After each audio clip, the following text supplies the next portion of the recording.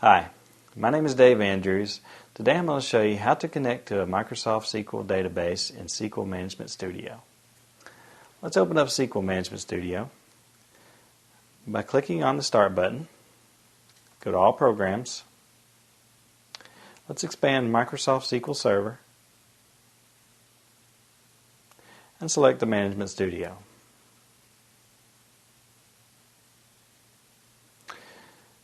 This is your connection interface.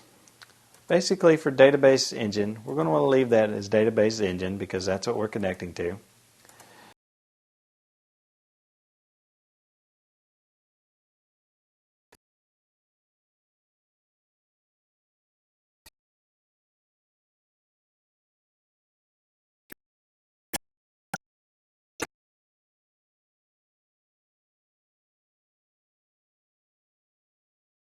Drop-down box, and that's going to scan your corporation's network for any SQL servers that it can see.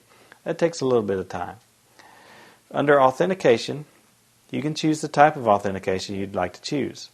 You can either do Windows Authentication, which uses your currently logged in username and password, or you can do SQL Server Authentication. Now, Windows Authentication has to be enabled on the SQL Server that you're connecting to. And also, if you're an administrator on that machine, you'll be an administrator in the SQL Server. I'm going to connect to Windows Authentication.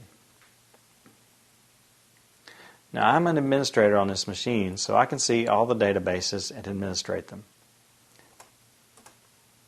If I had chosen SQL Server Authentication here, I would type in my SQL login that's been given to me by the administrator and my password.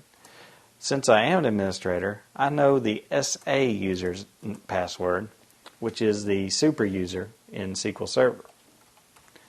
I'm just going to type in that password for SA, which is using SQL Server Authentication now, and hit connect. It's that easy to connect to a database.